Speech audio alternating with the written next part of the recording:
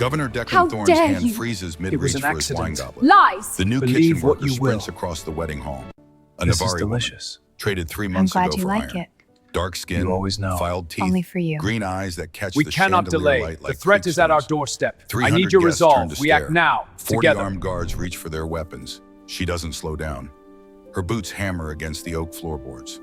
The sound cuts through violin music The and frost polite clings so conversation like an tightly. axe through The kindling. thaw will come soon. She reaches the With you governor's here, table, I believe it. knocks the crystal goblet from his hand with the back of her wrist. Wine spills across white linen, red against white, like blood on snow.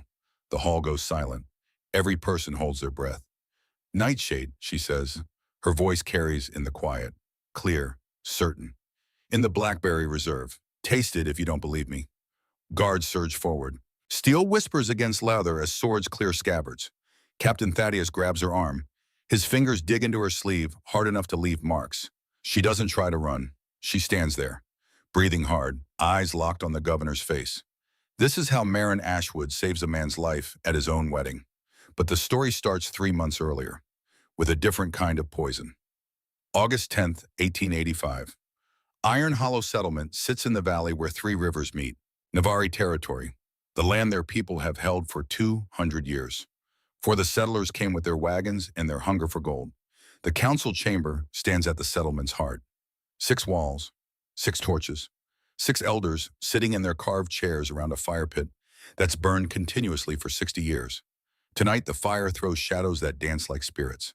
Marin Ashwood stands in the center of the circle. She's 21 years old, tall for a Navari woman 5'9", broad shoulders from carrying water jugs since she was 8, hands scarred from kitchen work and herb gathering. Her teeth are filed smooth.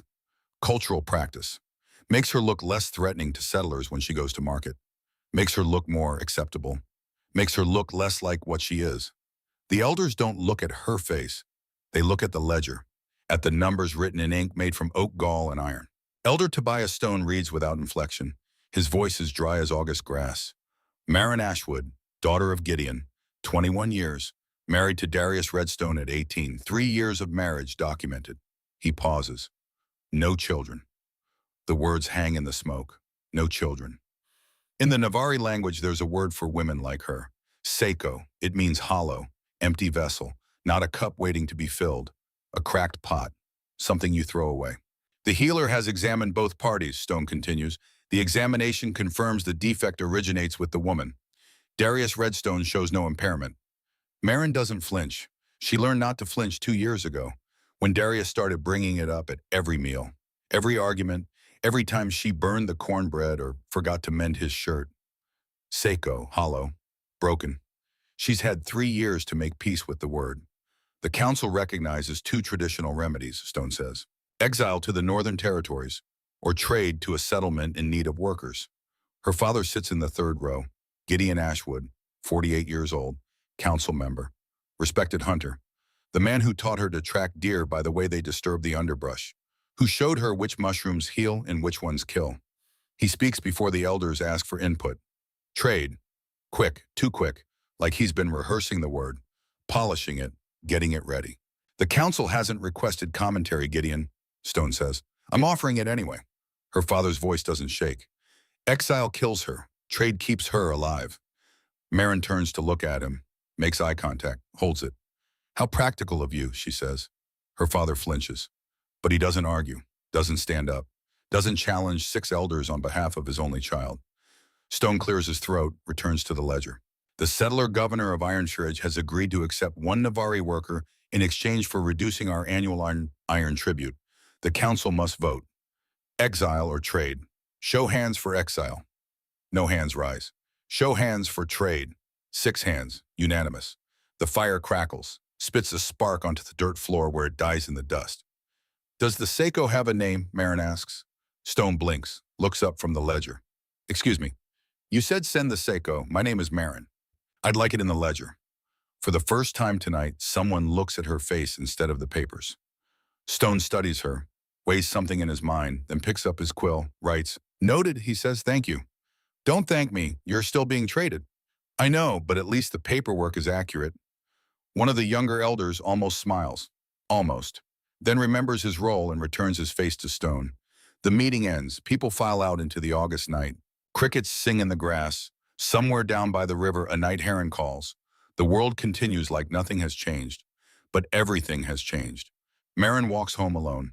Her cabin sits at the edge of the settlement. One room, stone hearth, bed she built herself from pine logs. The marriage bed she shared with Darius for 3 years. He's not there now. Moved back to his mother's house 2 weeks ago. Said he couldn't sleep next to a broken woman anymore. She packs by candlelight. One shift dress, simple brown wool, patched at the elbows. Her mother's wooden comb, carved from applewood, worn smooth by 30 years of use before her mother died. 10 more years in Marin's hands. A leather pouch, small, fits in her palm. Inside, dried herbs wrapped in cloth. Rosemary for remembering, sage for courage, wild tobacco for strength, sweetgrass for protection. Her mother taught her before the fever took her. Every plant has a purpose, Marin. Learn them, know them. They'll serve you when people won't. My mother taught me. Her mother taught her. We come from a line of women who know the earth's secrets, the plants that heal wounds, the roots that stop bleeding, the leaves that bring down fever, the flowers that ease pain, and the ones that bring death when mercy requires it. Remember this, a woman who knows plants is never powerless. That was 11 years ago. Marin was 10, already cooking, already learning, already collecting knowledge like other girls collected ribbons. Her mother had been the settlement's best healer. People came from 3 valleys over when sickness struck, when birth went wrong, when nothing else worked. She saved more lives than she lost. Until the fever came for her, Marin ties the pouch to her belt, runs her thumb over the stitching her mother made. The thread is still strong. A shadow fills her doorway. Her father stands there, not entering, not leaving, just standing in the space between inside and outside. Iron Ridge is a strong settlement, he says. The governor is said to be fair. A settler governor, you're sending me to settlers. I'm not sending you anywhere, the council decided. And you sat there with your hands in your lap. Silence. What did you want me to do? He asked finally. Fight 6 elders. I wanted you to stand up. More silence, longer this time. Your mother would have fought, he says. His voice cracks on the last word. My mother is dead. He flinches again. Harder, like she struck him. Then he leaves. Marin doesn't cry. She used up her crying 3 years ago. The night Darius told her she was broken. The night she believed him. She blows out the candle, lies in bed, stares at the dark ceiling, and counts the hours until dawn. The escort arrives at sunrise. Barrett Cole, tax collector for the territorial government, 43 years old, quiet man. The kind who communicates more through silence than words. He carries a rifle and a ledger and not much else. 3 days walk, he tells her. We leave in an hour. They walk northeast, out of Navari territory, through pine forest that smells of sap and shadow. The trees thin as they climb into hill country. Red rock, juniper, sagebrush that releases its scent when their boots crush it. Barrett doesn't talk much. Marin doesn't mind. She spent 3 years listening to Darius talk. Listening to him explain everything wrong with her. Her cooking, her face, her womb, her worth. Silence feels like mercy. They make camp the first night beside a creek. Barrett builds a fire without ceremony. Efficient, practiced. The way a man moves when he's done something 10,000 times. Marin gathers herbs from the creek bank, wild mint, watercress. She adds them to the jerky and hardtack Barrett produces from his pack. Makes a thin soup, better than it has any right to be. He eats without comment, but finishes his bowl, scrapes it clean with his fingers. You know plants, he says after a while. My mother taught me. Useful skill. So I'm told. They sit, fire crackles, creek water moves over stones with a sound like whispered conversation. The governor, Barrett says, Declan Thorne. He's young, 28, not like his father. What was his father like? Mean, the kind of mean that comes from being afraid all the time, afraid of losing power, afraid of change, afraid of people different from him. Barrett pokes the fire with a stick. He would have refused a Navari worker on principle. And his son, different it. Different how? Couldn't tell you, just different it. Barrett pulls his coat tighter against the mountain cold. The kitchen is run by a woman named Ruth Carver, hard as railroad iron. Don't lie to her. I don't lie. Then you'll get along fine. The second night it rains, they shelter under a rock overhang. Water streams off the edge like a curtain. Lightning turns the world white for fractional seconds. In those flashes, Marin sees the landscape ahead. Different, changing, less forest, more open range. Settler territory. She falls asleep to the sound of thunder rolling down the mountains. The third day, the land opens up completely. Grassland, rolling hills, and in the distance, smoke. Not wildfire smoke, chimney smoke, wood smoke. The smell of human habitation, Iron Ridge. It hits her all at once as they approach. The smell, soap, lye soap, strong enough to taste on the back of her tongue. And iron, hot iron from the forges.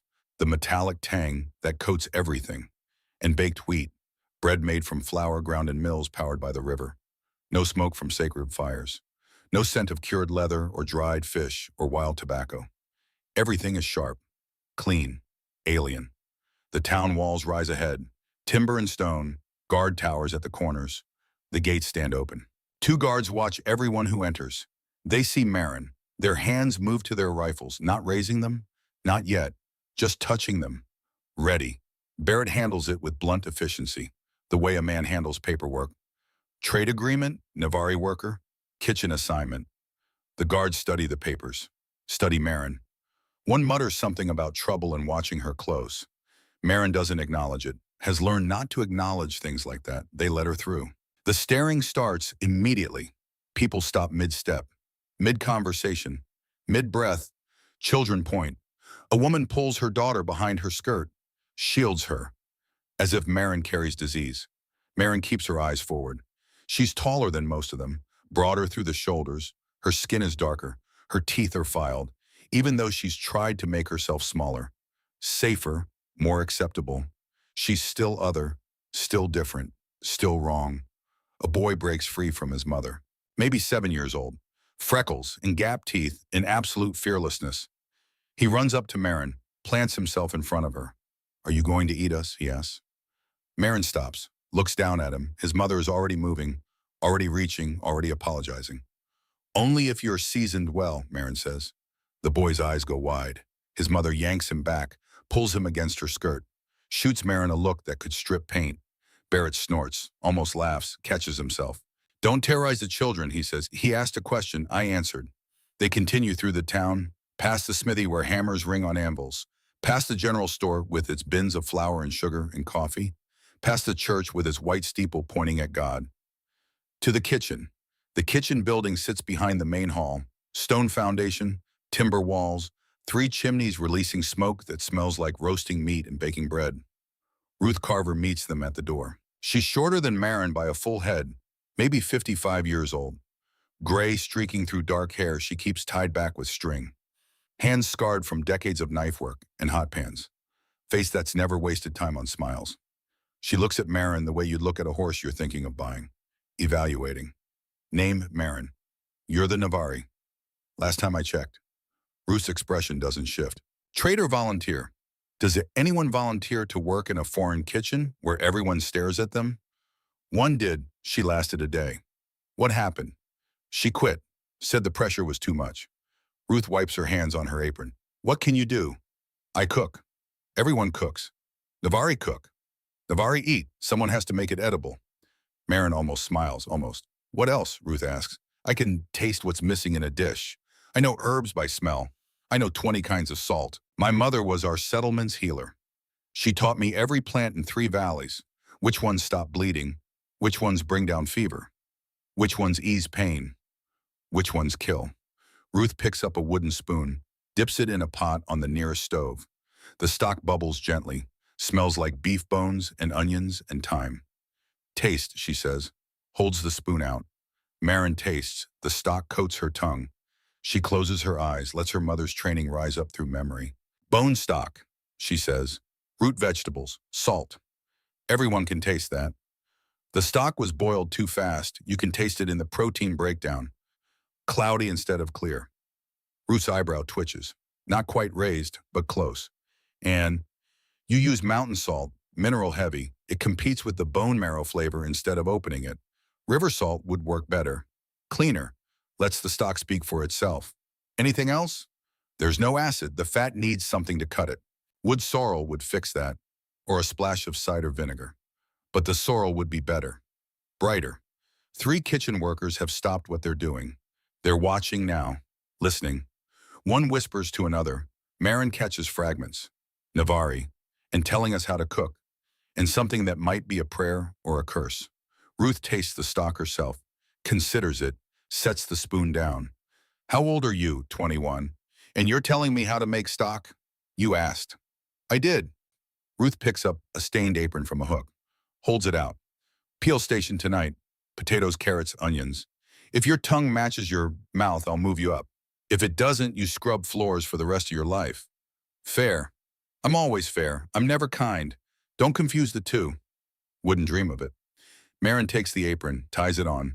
The fabric smells like other people's sweat and old grease and wood smoke. Smells like work. Ruth points to a corner station. Buckets of vegetables. Knives that need sharpening. A stool worn smooth by years of use. Start there. We serve in 4 hours. Marin starts peeling. The other kitchen workers watch her. Sidelong glances. Whispered conversations. But they don't interfere. Don't help. Don't acknowledge her except to occasionally point at a bucket that needs refilling. She peels for 4 hours straight. Potatoes, carrots, onions. Her hands move on their own. Muscle memory from childhood. From standing beside her mother in their cabin kitchen, while her mother taught her to waste nothing. Use everything. Honor the plant that gives itself to feed you. The pile of peeled vegetables grows. Ruth comes by twice. Checks the pile. Checks the peelings. Looking for waste. For carelessness. Finds none. Says nothing. Moves on. At the end of the night, Marin's hands ache. Her back hurts. She smells like onions and potato starch. Ruth points to a small room off the kitchen. Yours, she says. Be here before dawn. The room is barely bigger than a closet. Straw mattress on a wooden frame. One blanket. Hook for clothes. Small window that looks out at nothing. Marin sets her pack down. Takes out her mother's comb. Sets it on the window ledge where the morning light will touch it first. Lies down on the mattress. Stares at the ceiling. Counts the hours until dawn. But this time she's counting towards something instead of away from it. 3 days of peeling. 3 days of proving she can follow instructions. Keep her mouth shut. Work without complaint. On the 4th day, Ruth moves her to prep station. Cut the vegetables for tonight's stew, Ruth says. Even pieces. No waste. Marin cuts. Even pieces. Perfect squares. The carrots are uniform. The onions identical. The celery matches itself. Ruth checks her work, says nothing. But Marin catches something in her face, not approval exactly, but recognition, the acknowledgement of skill. On the 7th day, Ruth lets her near the stew pot. Standard recipe, Ruth says. She hands Marin a stained card with measurements written in faded ink. Don't get creative. Marin reads the card. Bone stock, root vegetables, mountain salt, thyme, black pepper. She makes the standard recipe, but she simmers the stock slower. Lower heat, more time. Lets the flavors develop instead of forcing them. Same ingredients, different approach. The pot simmers for 3 hours. Fills the kitchen with steam and scent. When Ruth tastes it, her face remains stone, but she doesn't spit it out, doesn't dump the pot. Serve it, she says. The stew goes out at dinner time. The pots come back empty. A server reports to Ruth while Marin pretends not to listen. She's scrubbing vegetables at the wash station, but her ears are sharp. They licked the bowls, the server says. Even Captain Thaddeus asked for seconds. Thaddeus never asked for seconds. He asked tonight. Another worker mutters something. Marin catches it. He hates Navari food. Ruth's voice cuts through the kitchen like a blade. This isn't Navari food. This is better food. She looks at Marin. Tomorrow, governor's table. Don't get creative. You keep saying that because the day you get creative without permission is the day I put you back on potatoes. Understood. Good. Ruth turns away, then stops. Also, they're not licking the bowls because you're talented. They're licking the bowls because I taught you where everything is. Of course. Don't patronize me. I would never. You're patronizing me right now. Absolutely not. Marin keeps scrubbing vegetables, keeps her face neutral, but something loosens in her chest. Something that's been tight for 3 years. Recognition, not acceptance, not yet, but recognition. She's good at this. People can see it, even if they don't want to admit it. That night, she explores the grounds during her break. The kitchen sits at the edge of the main compound. Behind it, there's a space. Walled off, forgotten, a garden, or what used to be a garden. Now it's overgrown. Weeds taller than Marin's waist. Vines choking the fence posts. But underneath the neglect, there are still plants growing. Wild thyme, sage, chips, and others. Plants that don't belong in Montana territory. Marin kneels in the dirt, touches a sprig of wild thyme, brings it to her nose. Smells like home. Like the valley where three rivers meet. Like her mother's garden before the fever took her. This is Navari thyme, Thymus montanus. Only grows in the high valleys. Someone planted this. Someone who knew plants. Someone who knew what this herb meant. Someone who missed home. Nobody uses that garden anymore. Marin turns. Ruth stands at the garden gate, arms crossed, face unreadable. It's overgrown, Ruth says, has been for 10 years. Who planted it? Ruth doesn't answer immediately, weighs the question, decides something. The governor's mother. She knew plants. She knew a lot of things. Ruth's voice carries weight, history. She died when the governor was young. Nobody's touched the garden since. Can I use it? Why? Because these herbs deserve better than neglect. Ruth studies her, long enough that Marin feels the weight of the examination. Don't make a mess, Ruth says finally. And don't let it interfere with your kitchen work. It won't. Ruth leaves. Marin stays in the garden until dark, pulls weeds by moonlight, clears space around the thyme and sage, whispers to the plants the way her mother taught her. Thank you. I see you. I'll tend you. When she finally goes to bed, her hands smell like earth and herbs. She sleeps better than she has in 3 years. The summons comes on her 10th day. Marin is preparing stock when a guard appears at the kitchen door. Young, maybe 20, uncomfortable in his uniform. The governor wants to see the cook who made tonight's stew. Ruth points at Marin. The guard blinks. The Navari. The cook, Ruth corrects, steel in her voice. The guard swallows, nods. Governor wants a word. Marin looks at Ruth. What does a word mean? Could be praise, could be execution. Ruth wipes her hands on her apron. That's a wide range, Van. Helpful. Welcome to working for a governor. Go. Marin follows the guard. The hall is larger than any building she's ever been inside. Stone walls thick enough to stop cannonballs. Heavy timber beams supporting a ceiling 2 stories high. Iron chandeliers hanging from chains. The space could hold 300 people. Tonight it holds 1. Governor Declan Thorne sits at the far end, at a raised table, alone. His bowl is empty. He's running his finger along the rim, collecting the last traces of broth, licking it from his finger. Marin's footsteps echo on the stone floor. He looks up. She expected a governor to look like the pictures she's seen. Crown, robes, the cold perfection of power. Declan Thorne wears a simple vest, no crown, dark hair that needs cutting, strong jaw, scar cutting through his left eyebrow like a river through landscape.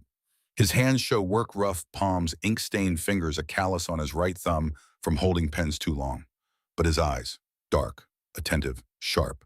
The eyes of someone who notices things other people miss. You made this, he says, not a question, a statement. Yes, sir. You're the Navari. I get that a lot. He pauses. Something loosens in his face. Not quite a smile, but close with us. What's your name? Marin. Marin, he repeats, testing it, like he's tasting it. This is the best thing I've eaten since my mother died. Of all the things she prepared herself to hear, that wasn't one of them. She doesn't know how to respond. He continues before she can find words. My mother cooked like this. Slow stock. River salt. His voice softens, turns inward. She said mountain salt was for people who'd given up on flavor. Something crosses his face. Quick, guarded, pain buried under practiced control. That was a long time ago. I'm sorry for your loss, sir. Don't apologize. You didn't cause it. He pushes the bowl forward. One more plate. Sir. Bring me another plate. Same stew. Marin returns to the kitchen, ladles another portion, brings it back. He eats this one slower, eyes half closed, tasting the way her mother used to taste. Attention turned completely inward, measuring every layer, the time in the stock, the salt that opens instead of competing. The time, he says without opening his eyes. Where did you find it? The garden behind the kitchen. It's overgrown, but the time is good. His eyes open. Nobody uses that garden. I know. Ruth told me. My mother planted that garden. His voice changes, becomes careful, like he's walking on ice that might break. 10 years and nobody touched it. Nobody looked at it. That's a crime. It's a garden, not a crime scene. It's both. A crime to let good plants die from neglect. He looks at her, really looks. Not the way people stare in the street, not evaluation or judgment or fear, like he's seeing something unexpected, something that surprises him. You'll keep using it, he says. The garden. My mother planted it so it would be used. Thank you, sir. Don't thank me. I'm stating a preference. He returns to his stew, eats in silence. When he's done, he sets the bowl aside. That's all. You can go. Marin turns to leave. Marin, she stops. Tomorrow night. One more plate. It's not a question. Yes, sir. She carries the bowl back to the kitchen. Ruth is waiting, arms crossed, face unreadable. Well, he wants me to cook for him again. The Navari is cooking for the governor. Ruth shakes her head. If his father could see this. Was his father that bad? His father would have put your head on the gate as decoration. Ruth hands her a clean apron. Welcome to the governor's kitchen. Don't make me regret it. Weeks pass. Every night the same pattern. Marin cooks. The governor eats. At the end of the meal, he pushes his bowl forward. One more plate. Every night. Without fail. The ritual becomes routine. Expected. Something Marin prepares for without thinking. She knows his preferences now. Knows he likes his stock clear. His bread with seeds.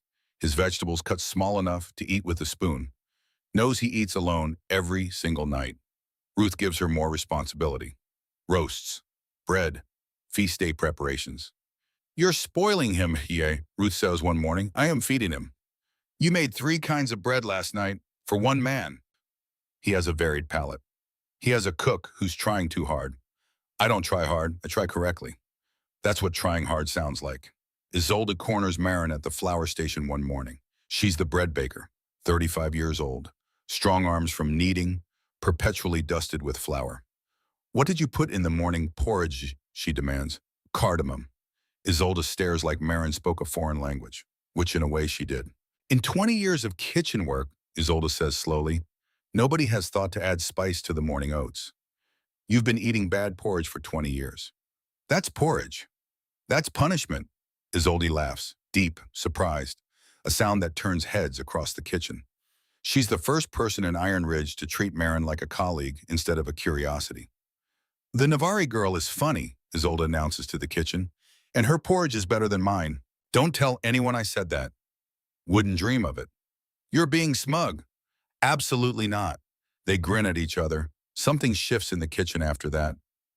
Not friendship exactly, but the grudging respect of professionals who recognize talent even when it comes wrapped in unexpected packaging. The evening ritual evolves. You changed the glaze, Declan says one night. I added honey. You added honey 3 nights ago. Tonight you added something else. Marin sets down her serving tray, looks at him. Clove, half a bud, ground fine. You weren't supposed to notice. I notice everything you cook. The words hang between them, weighted with more than their literal meaning. That's because I'm good, Marin says. That's because I'm paying attention. He pushes the bowl forward. One more plate. You've had 2 already. I'm a governor. I can have 3. Your belt would disagree. Declan looks down at his belt, looks back at her. Did you just call me fat? I called your belt concerned. Most people are terrified of their governor. Most people aren't cooking for their governor. Fair point. He picks up his spoon, points it at her. One more plate, Marin. She brings it. He eats all 3 plates, slowly, like he's trying to make the meal last as long as possible. Ruth catches the exchange from the kitchen door. She says nothing at the time. But later, while Marin cleans the pots, she delivers her verdict. You're flirting with the governor. I'm feeding the governor. Same thing, the way you do it. Marin scrubs harder. You could season less aggressively, Ruth says, or I'll have to start planning something neither of us wants to think about yet. That's premature. That's observation. Marin doesn't dignify that with a response. Ruth doesn't need one. The look on Marin's face confirms everything. 3 weeks into the pattern, Declan stops her before she can leave. Sit. Sir. Sit, eat. You cook for me every night. I've never seen you eat. I eat in the kitchen. Standing up over the sink between tasks, that's not eating. That's refueling. How do you know it I eat standing up? I asked Ruth. Marin blinks. You asked about my eating habits. I asked Ruth about my cook's health. A sick cook is a liability. A liability? How romantic. Declan's face shifts. That wasn't I'm not, I'm sitting. She sits. He pushes food toward her. Bread, stew, roasted vegetables. She eats in careful silence, aware of every movement, every sound. You're nervous, he says. Navari workers don't sit at the governor's table. Workers do what I tell them. You sound like Ruth. Ruth sounds like me. I trained her. It was the other way around, wasn't it? Completely. She terrifies me. She terrifies everyone. Good, that's her job. He leans back in his chair, studies her. The fennel. Marin's fork stops halfway to her mouth. Sir, my kitchen file says I don't eat fennel. Ruth tells every cook, standard policy. But last night's bread had fennel seed. Her hands go cold. I'm sorry, I didn't. I ate 3 pieces. She looks up. I never eat 3 pieces, he continues. 5 years, I've believed I hate fennel. Turns out I hate the way other people cook fennel. It's a strong flavor. Most people use too much. Is that cooking advice or philosophy? Both. You say that a lot. Both, as if nothing has only one answer. Nothing does. Everything is at least 2 things. He considers this, turns it over in his mind like a stone. What are you, he asks, if everything is 2 things?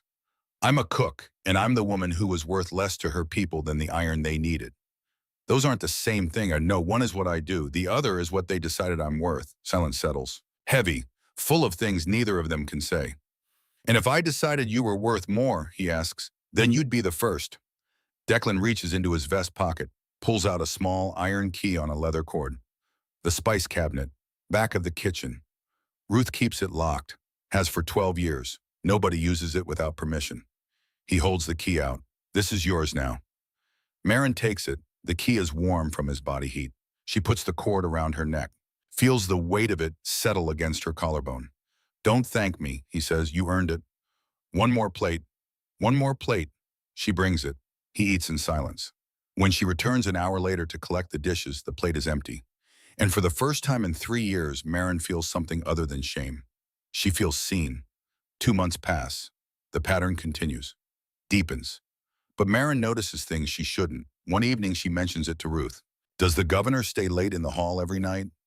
Ruth's knife stops mid-cut. Why do you ask? I left the kitchen door open last night. I saw him, sitting alone, looking at something, holding something in his hands. The knife resumes cutting. Harder, faster. You didn't see anything.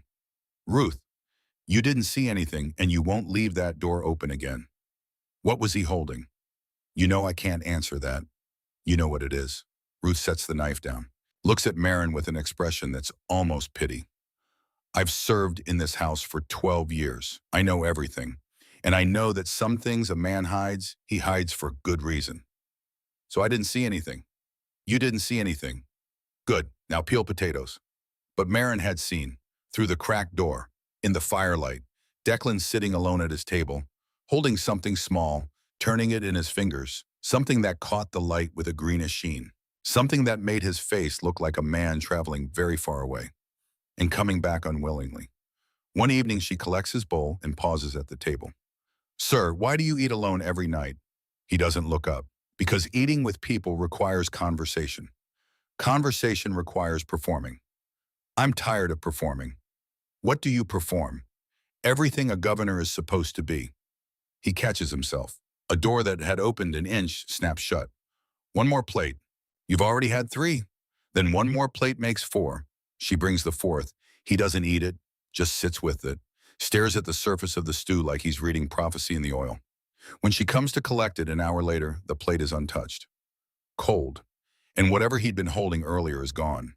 His eyes look like someone who's traveled very far away and hasn't quite made it back yet.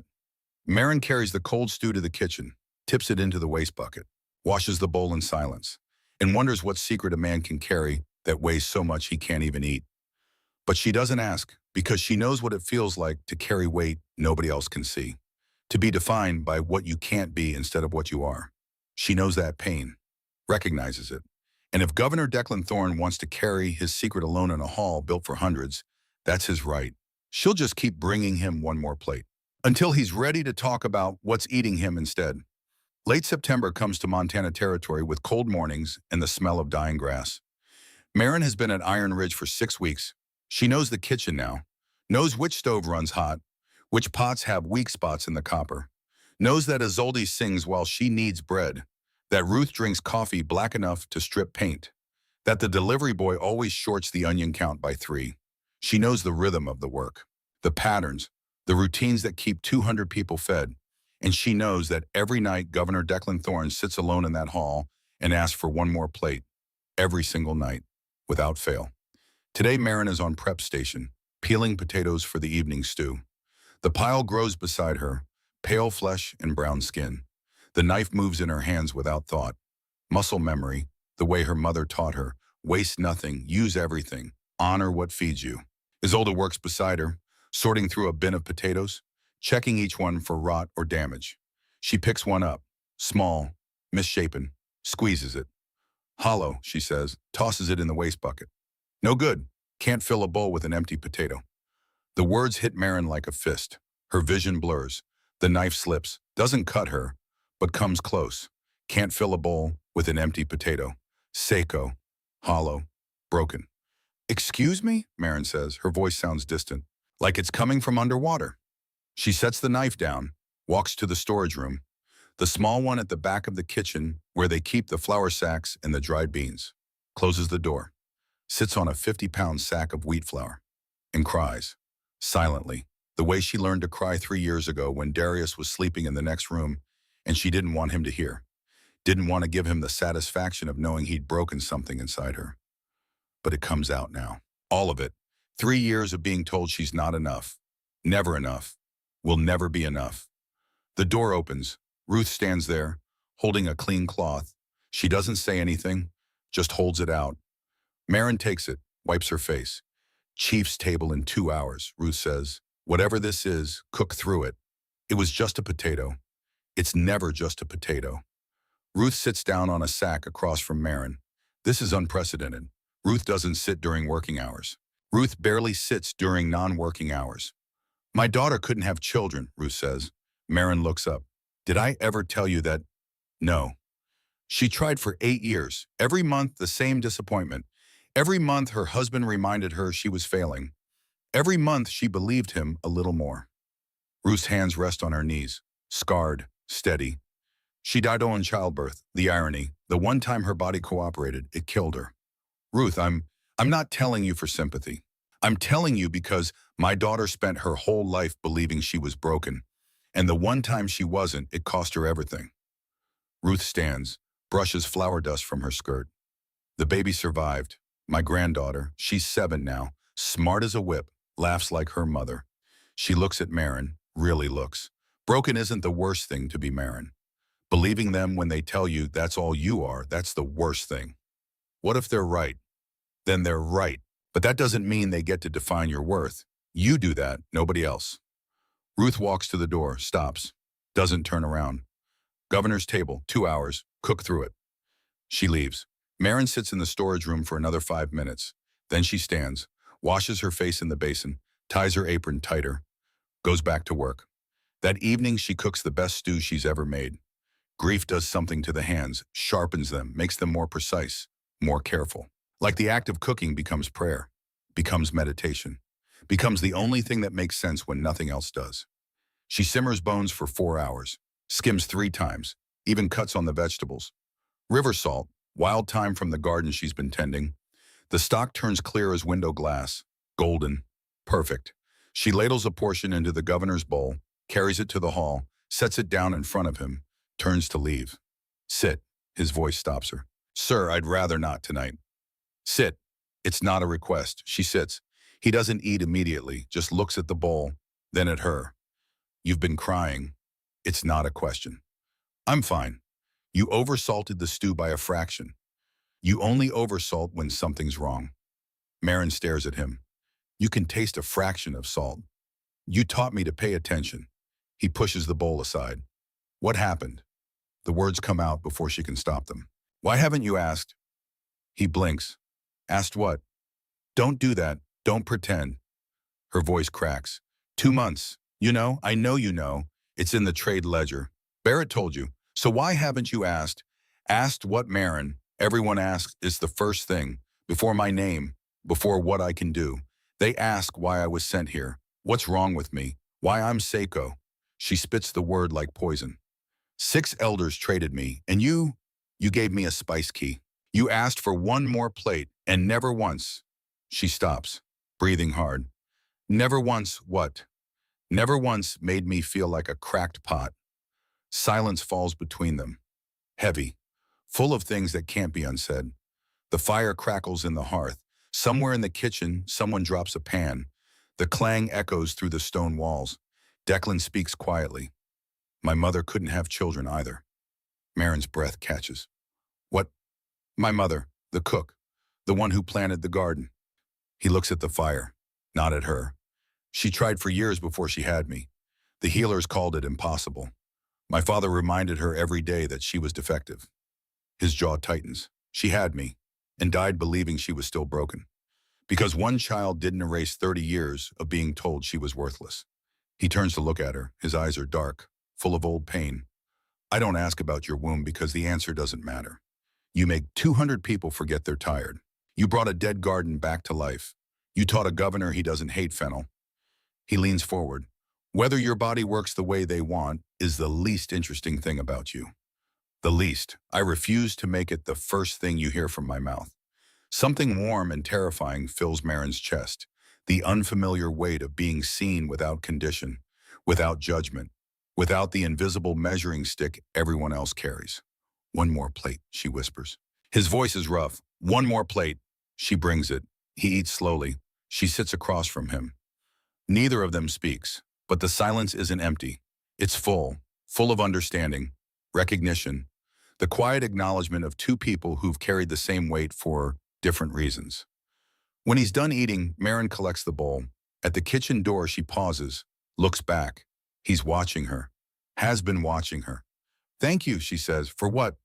For seeing the rest of me. He nods. Once. Small. Every night, Marin. I see you every night. She carries the bowl back to the kitchen with hands that don't shake. For the first time in 3 years, the weeks that follow are quiet, careful, like both of them are testing new ground, seeing if it holds. The evening ritual continues, but something has shifted. The meals grow longer, the conversations deeper. What's in the pouch? Declan asks one evening. Marin touches the leather pouch at her belt. Her mother's herbs, rosemary for remembering, sage for courage, wild tobacco for strength, sweetgrass for protection. Protection from what? From forgetting who you are when everyone tells you you're nothing. He holds out his hand. She tips a sprig of sage into his palm. He brings it to his nose. Inhales. Courage, he says. Your mother was smart. Was she like you? She was invisible. For 21 years, nobody saw me. Until you. I see you. I know. That's the terrifying part. Why terrifying? Because the last person who really saw me, Darius, decided what he saw wasn't enough. Declan sets the sage down carefully. Darius was measuring the wrong things. Everyone measures the same things. Not everyone. One more plate, every night. The pattern holds. Until October. The discovery happens on an evening when the Montana hills have turned golden red. Declan misses dinner. Ruth notices first. She has a clock in her head for the governor's meals. Knows when he's early, when he's late, when something's wrong. He's never missed dinner, Ruth says. Not in 8 years. Is he sick? I don't know. Take him a plate.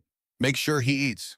Marin covers a bowl, adds bread, wraps it in cloth to keep it warm, walks to the governor's quarters. The door is ajar. She knocks. No answer. Sir, I have your dinner. Nothing. She pushes the door open. The main chamber is empty. Simple furnishings. Desk covered in papers. Weapons rack. Chair by the fire. But there's a curtain at the back of the room. Heavy fabric. Dark green.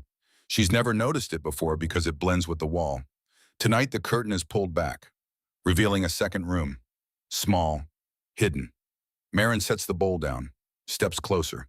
The room is full of things that don't belong in a settler governor's quarters. A necklace of carved bone beads hangs on the wall. The carving style is unmistakable. Navari clan work.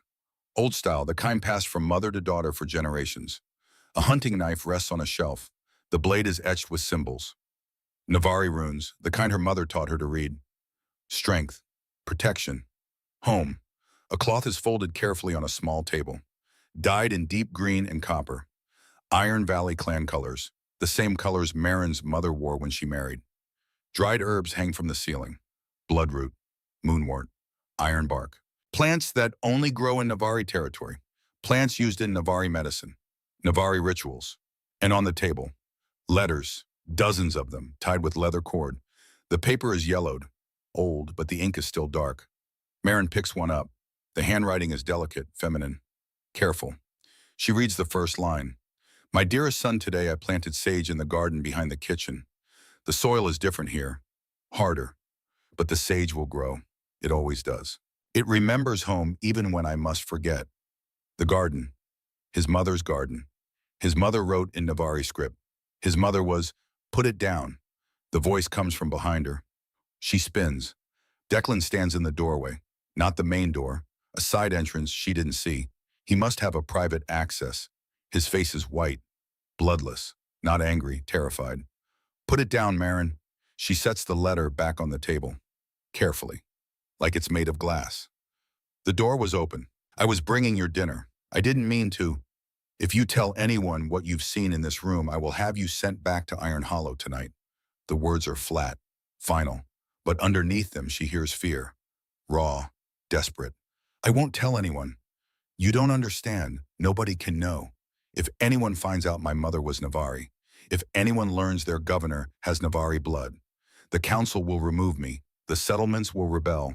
Everything she built, everything she suffered to give me this position, it will all be destroyed. He's shaking, barely, but she can see it in his hands. Your mother was Navari, Marin says softly. My father married her for political alliance, forced her to hide what she was. She filed her own teeth to nothing, learned settler customs, cooked settler food in a settler kitchen, pretended every day of her life that she was something she wasn't. His voice breaks. She died with filed teeth and a settler name. Nobody at her funeral knew who she really was. He presses his hand over his eyes, breathes, steadies himself. She planted that garden because she missed home. The herbs, the thyme, the rosemary, the sage. Those are Navari Valley plants.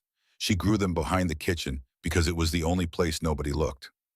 And I walked in, Marin says quietly, and brought her garden back to life. Declan drops his hand, looks at her. His eyes are red. Do you understand what that felt like, a Navari woman in my mother's kitchen?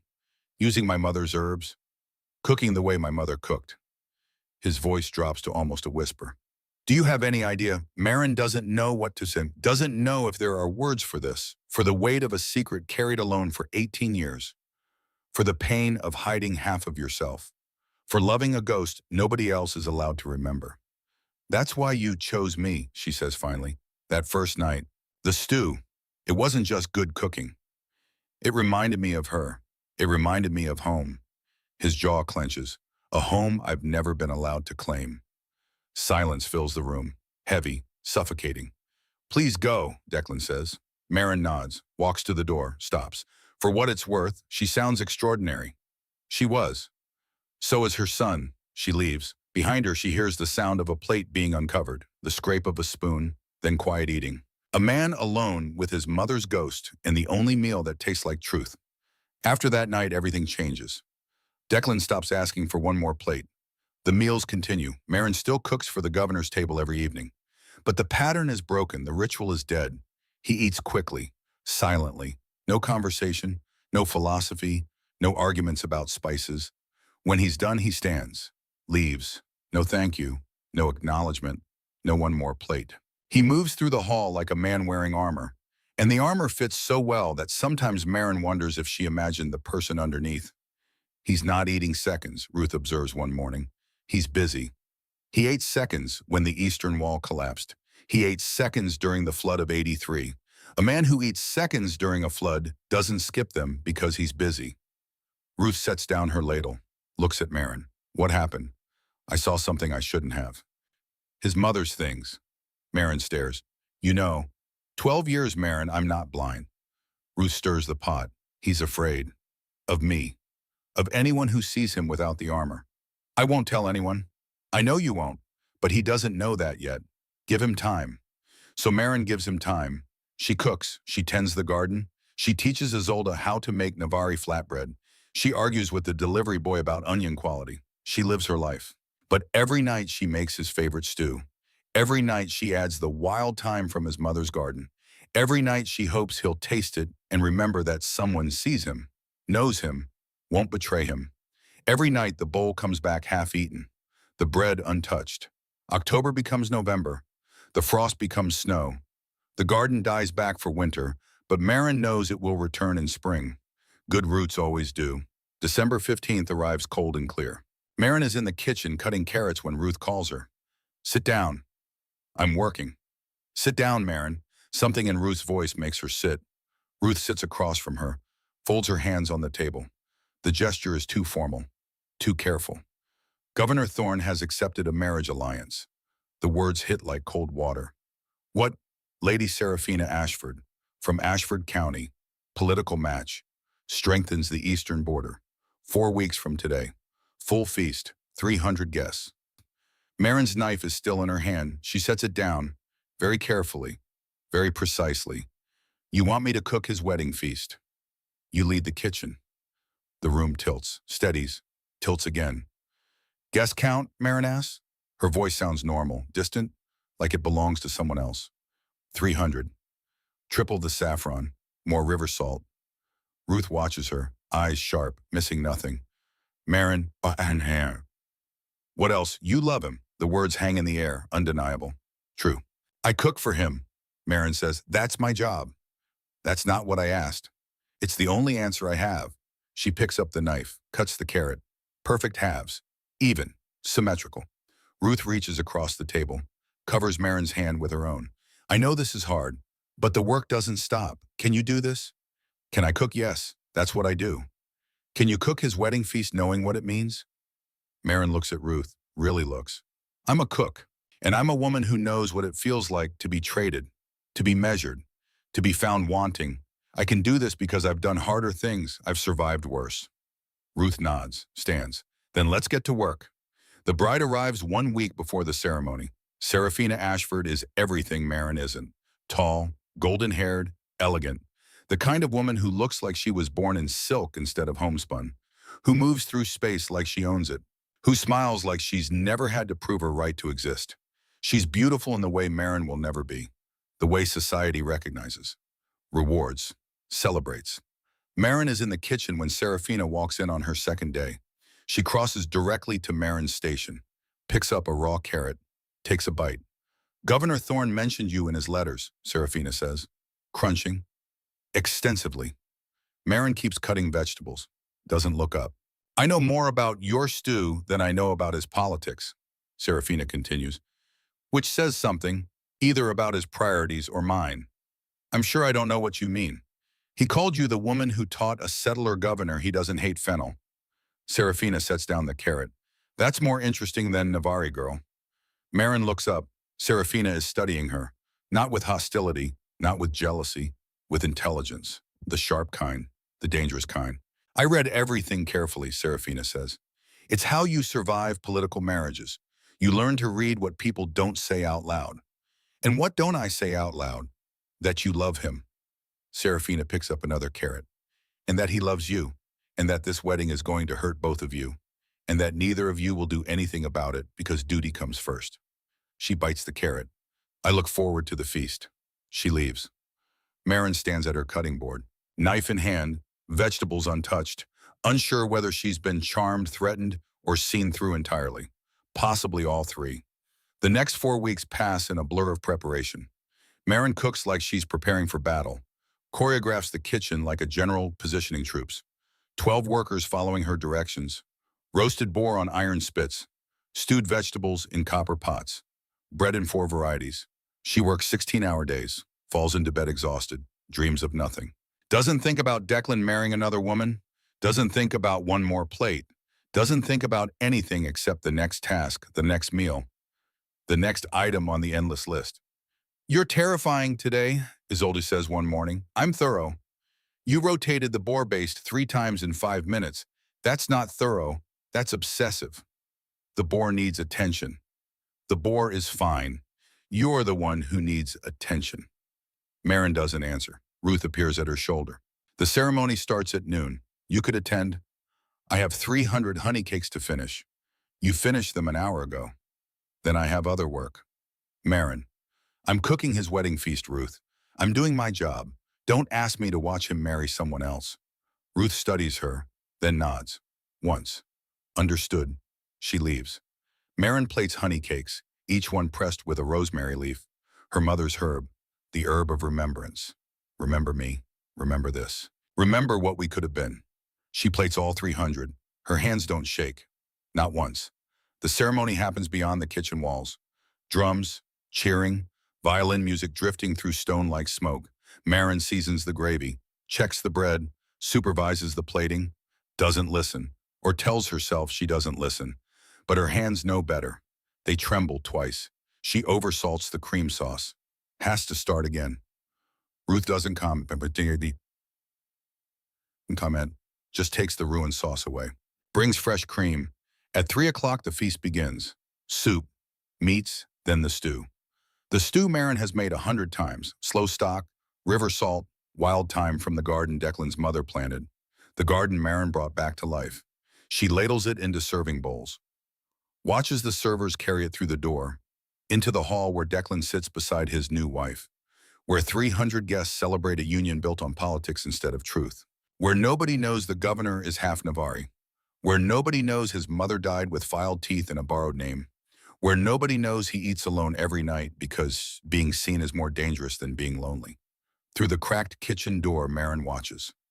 Can't help herself. Watches Declan take a bite of the stew. Watches his eyes close.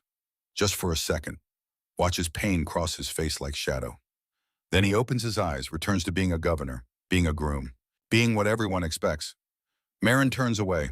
Stop watching, Ruth says behind her. You're breaking your own heart. I know. Then stop. I can't. Ruth hands her a clean cloth. Then at least wipe your face. You're getting salt water in the honey cakes. Marin wipes her face, returns to work. The feast continues. She plates desserts, supervises cleanup, manages 300 people's worth of dishes and bowls and spoons. She's plating the last honey cake when a server returns with a wine flask. Governor's table wants the reserve wine. The Blackberry Reserve went out with the main course. This is different. The server holds up the flask. Lady Ashford's attendant brought it. Wedding gift from her family. Something cold touches the back of Marin's neck. She takes the flask, uncorks it. The smell hits her first. Sweet, heavy, blackberry and honey and something underneath. Something that doesn't belong. She dips her finger, brings it to her lips, tastes bitter, metallic, wrong. Her mother's training rises up like instinct. Every plant has a purpose. Learn them. Know them. Some heal. Some kill. Nightshade tastes like this. Belladonna, bitter metal underneath sweet fruit. It hides in wine, in honey, in anything sweet enough to mask it. A woman who knows plants is never powerless, even against poison. Don't serve this, Marin says. The server blinks. What? Don't serve this wine. Where did it come from? I told you, Lady Ashford's attendant. Has any wine gone to the governor's table that's not from our cellar? His goblet was already poured from this flask. The world narrows to a single point. His goblet was already poured. Marin doesn't think. She runs. Through the kitchen, through the service corridor, through the door that opens into the main hall. 300 faces turn. 300 guests watching a Navari woman sprint across polished floors. Boots hammering oak, kitchen dress flying, filed teeth catching chandelier light. 40 guards reach for weapons. She doesn't slow, doesn't stop. Runs straight to the governor's table where Declan sits beside his bride, where his hand reaches for the wine goblet, where crystal catches firelight like a promise, where death waits in blackberry and honey. She reaches him, knocks the goblet from his hand with the back of her wrist. Wine spills across white linen, red against white, like blood on snow, like prophecy. The hall goes silent. Every person holds their breath. Guards surge forward. Captain Thaddeus grabs her arm. His grip is iron. Marin doesn't try to run, stands there, breathing hard, eyes locked on Declan's face. On the shock, the confusion, the beginning of understanding. Nightshade, she says, her voice carries in the silence. Clear, certain. In the Blackberry Reserve. Taste it if you don't believe me. The silence in the hall is absolute. 300 people frozen. 300 breaths held, waiting. Captain Thaddeus's grip on Marin's arm is iron. His other hand rests on his sword hilt. Ready.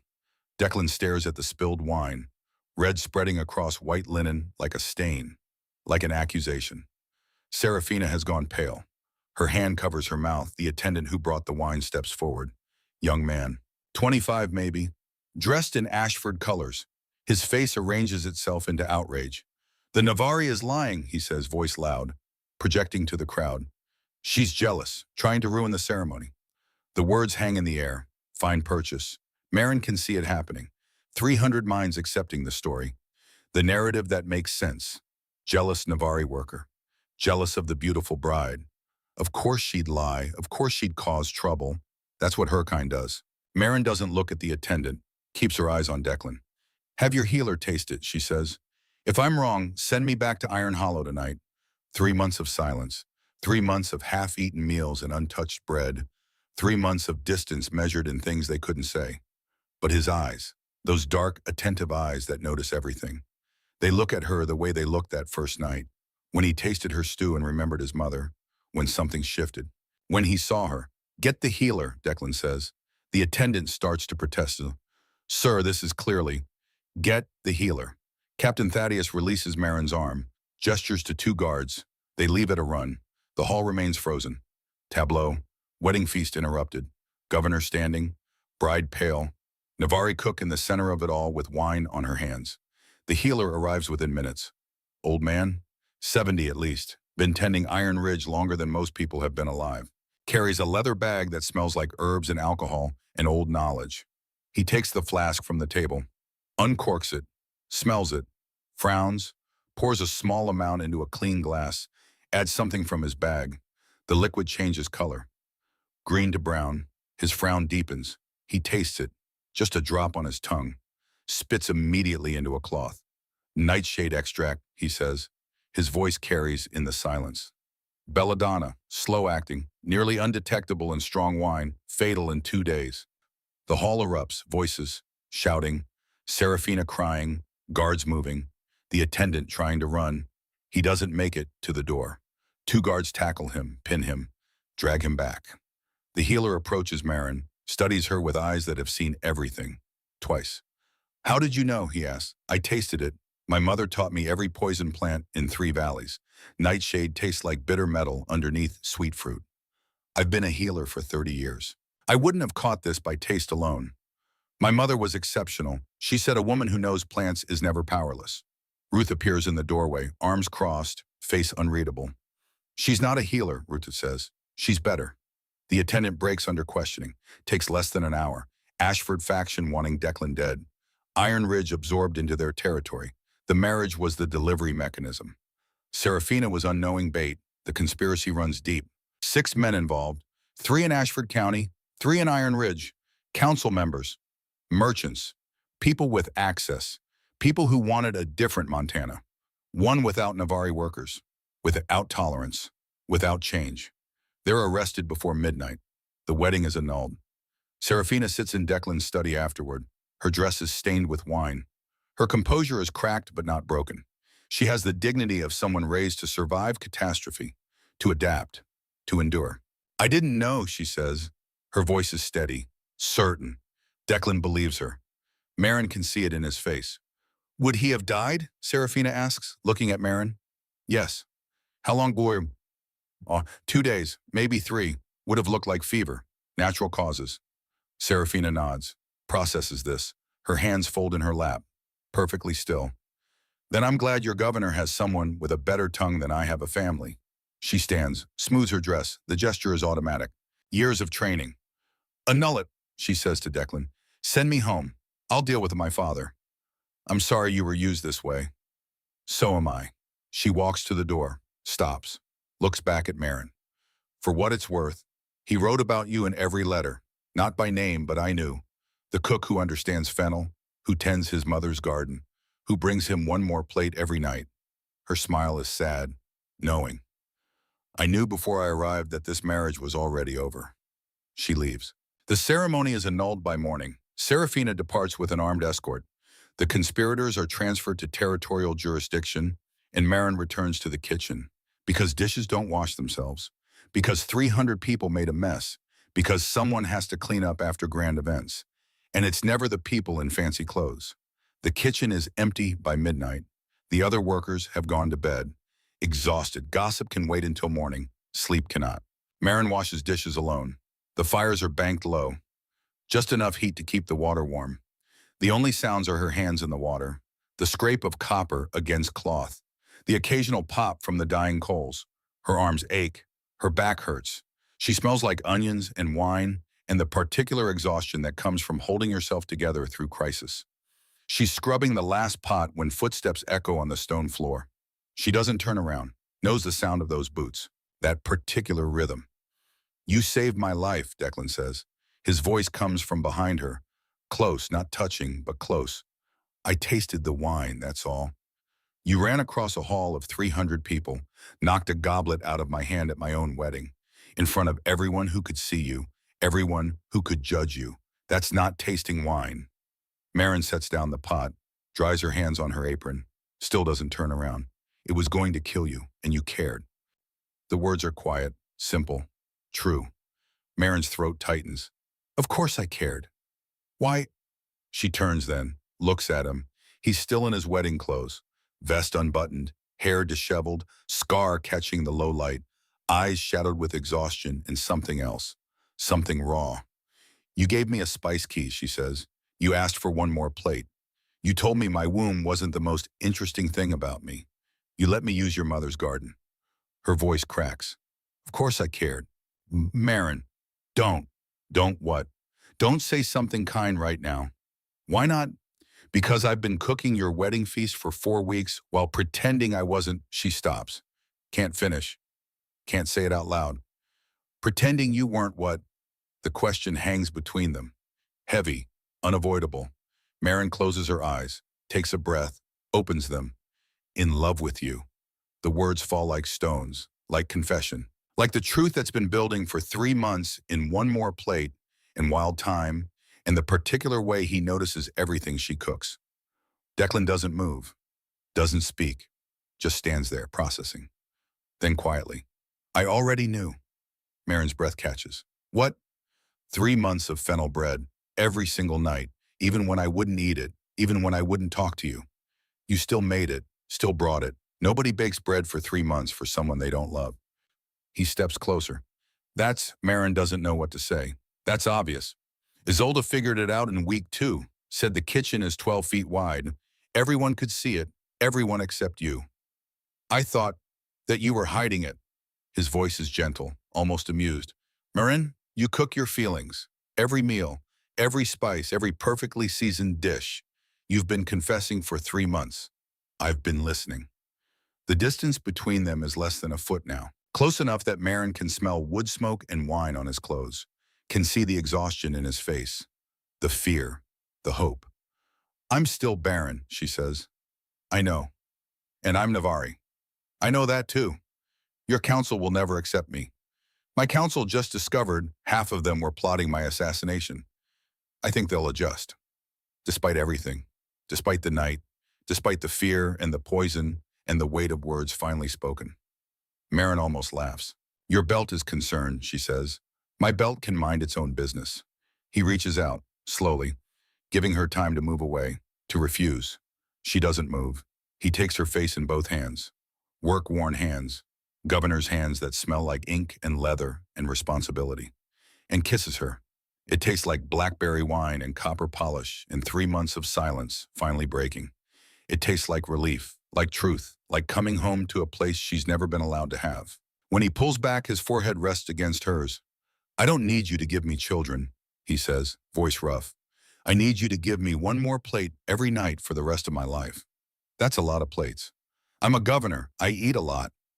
This time she does laugh. Wet, ragged, the sound of someone who's been holding their breath for 3 years and finally remembers how to breathe. "One more plate," she whispers. "One more plate." Morning comes cold and clear. Ruth finds them asleep in the kitchen. Marin's head on Declan's shoulder, his arm around her waist, both of them still in yesterday's clothes, surrounded by clean pots and the smell of banked fires. Ruth stands in the doorway, doesn't say anything for a full minute. Then, Finally, they wake, disentangle, stand like children caught doing something they shouldn't. Ruth crosses her arms. 5 months I've been watching this. Are you two done being idiots? We're done, Marin says. Good. The kitchen needs restocking. I need you by dawn. Ruth, Declan starts. She'll be here because she wants to, not because you said so. Ruth points at him. You're half Navari. She's full Navari. Between the two of you, this settlement might actually learn to season properly. She turns to leave. Stops. Also, the fennel bread. Make extra tomorrow. Captain Thaddeus asked. Apparently the whole council is going to start having feelings now, and I'll need to feed them through it. You knew, Marin says, about Declan, about his mother. I've worked in this kitchen for 12 years. I know everything. I just know when to pretend I don't. Ruth leaves. Declan and Marin stand in the empty kitchen, dawn light coming through the high windows, dust motes dancing in the beams. She's terrifying, Marin says. She's perfect. Both. He smiles at that. The word that's become theirs, the philosophy that defines them. I have to tell the council, he says, about my mother, about me. They deserve to know before he gestures between them, before this becomes public. That's dangerous. Everything worth doing is dangerous. Declan, will you be there when I tell them? You want me there? I want you everywhere, but especially there. Marin nods, takes his hand. Then I'll be there. The council chamber is cold, stone walls sweating with condensation, torches throwing unsteady light across faces of men who've governed Iron Ridge through floods and famines and border wars. 7 of them left, after the arrests, after the conspiracy unraveled. 7 men who didn't try to kill their governor. That's something. Declan stands at the front of the chamber. No notes, no prepared speech, just himself. And the truth he's carried alone for 18 years. Marin stands at the back, Ruth beside her. Silent support. I have something to tell this council, Declan says.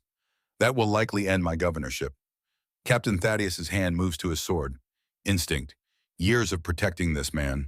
The councilmen shift. Uncomfortable. Afraid. My mother was Navari. The words drop into silence like stones into still water. Ripples spreading outward. Disbelief. Shock. Calculation. Her name was Sienna Winterhawk, from Iron Valley clan. My father married her for political alliance 30 years ago. Forced her to hide everything she was. She filed her own teeth, learned settler customs, cooked settler food in a settler kitchen, died with a settler name. His voice is steady, but Marin can see what it takes to speak these words, to unmake 18 years of careful hiding. Nobody at her funeral knew who she really was. He pauses, lets that sink in. I am half Navari. I've been hiding this my entire life. Elder Whitmore stands, 70 years old, face like weathered granite. Half-breed, the word is bitter in his mouth. Your father, my father was ashamed of her. I am not. You expect us to follow a half-breed governor. Declan's jaw tightens, but his voice remains level.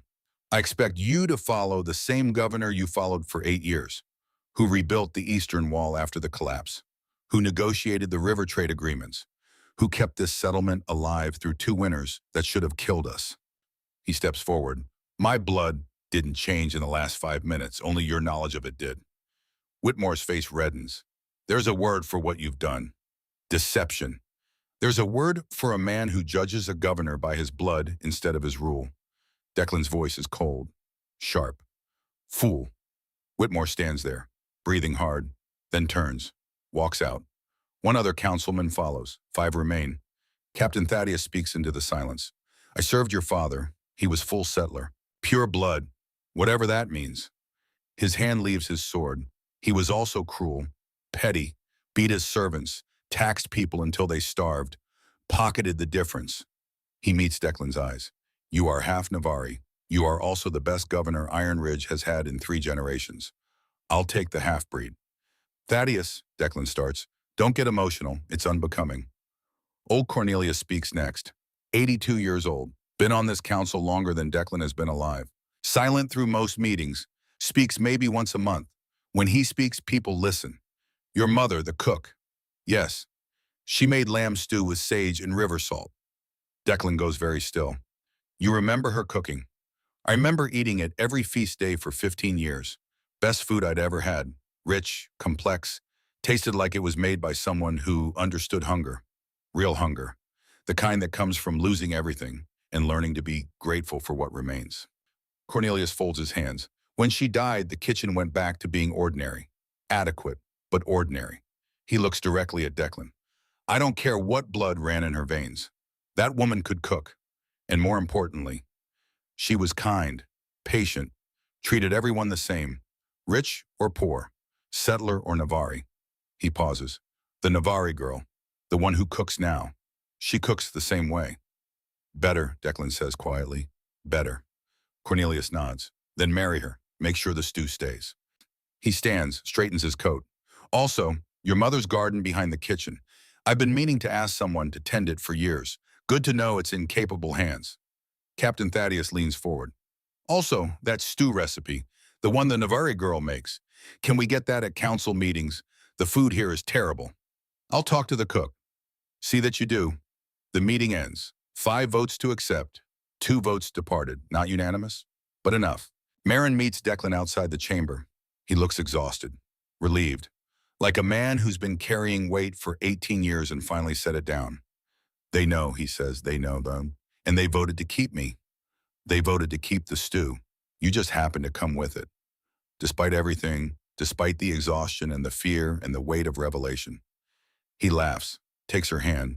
Come on, I'm hungry. That evening, Marin cooks dinner. The same stew she's made 100 times. Slow stock, river salt, wild thyme from the garden Sienna Winterhawk planted 30 years ago. The garden Marin brought back to life. She brings the bowl to Declan's table. He eats with his eyes closed. The first bite always the same. Not like a governor tasting food, like a man remembering something precious, something lost, something found again. When he opens his eyes, she's sitting across from him. One more plate, she asks. Sit with me first. She sits. I'm still barren, she says. That hasn't changed. I know. And you just told your council you're half Navari. You don't need to add Mary to Navari to the list. The council can adjust. They just found out their governor has filed teeth somewhere in his bloodline. A Navari wife is barely a footnote. You don't have filed teeth. I don't, but I should have. My mother filed hers. Ground them down every month. Bled. Suffered. Pretended to be something she wasn't. He looks at Marin. Really looks. Is that why you never stared at mine? Everyone in this settlement stared. You never did. I didn't stare because I grew up watching my mother bleed every time she filed hers down. Cultural assimilation. Make yourself smaller, safer, more acceptable. Marin touches her own teeth. Smooth. Filed. I know what it costs. Silence settles between them, not empty. Full. Full of understanding, recognition. The weight of shared history carried in different bodies. Marin reaches across the table, takes his hand, the one that holds forks and pens and the weight of governing, the one that once held his mother's letters, that turned her bone necklace over in firelight while he remembered a woman nobody else was allowed to know. I don't need you to be anything other than what you are, she says, a governor who has Navari blood and isn't ashamed of it, who gave a barren girl a spice key in a garden, who asked for one more plate when nobody else wanted to eat with me. Declan's grip tightens on her hand. I asked for one more plate because it was the best stew I'd ever had. You asked because it tasted like your mother's. Both, Marin smiles, the word that defines them, the philosophy they've built together. Both, she agrees. Everything is at least 2 things. You taught me that. You taught me I was worth more than my womb. Both. They sit into the hall, governor and cook, half Navari and full, 2 people who've spent their lives being told they're not enough, never enough, will never be enough, finding in each other the only answer that matters. You're enough because I see you, know you, choose you. Everything else is just noise. 1 year later, January 1887. The wedding is small, kitchen staff, council members, a handful of settlers who've learned that Navari food is just food. That Navari people are just people. That difference is only dangerous when you make it so. Ruth officiates, unofficial capacity. But everyone accepts it. When Ruth Carver says you're married, you're married. That's just how it is. Barrett Cole stands in the back, quiet as ever, but present, witnessing. The vows are simple. One more plate, Marin asks. Declan answers. That's it. That's the ceremony. The reception happens in the kitchen, because that's where their story lives. In copper pots, in slow stock, in wild thyme growing in a garden behind stone walls. Ruth cooks, refuses to let Marin help. It's your wedding day. You sit, you eat, you let someone else work for once. The meal is perfect. Roasted venison, root vegetables, bread with fennel seed, and the stew. The stew that started everything. That reminded a lonely governor of his mother. That brought a barren cook the only home she's ever known. Old Cornelius takes a bite, closes his eyes. Still the best stew in Montana Territory, he says to Captain Thaddeus. Better than his mother's. Different, but better. Has its own character. Own voice. He opens his eyes, looks at Marin. Your mother would be proud. Both of them. Marin's throat tightens, but she nods, accepts the blessing. The reception continues. Stories, laughter. Isolde produces a fiddle from somewhere, plays music that sounds like home, like multiple homes, like the space where cultures meet and make something new. As evening comes, Marin and Declan slip away.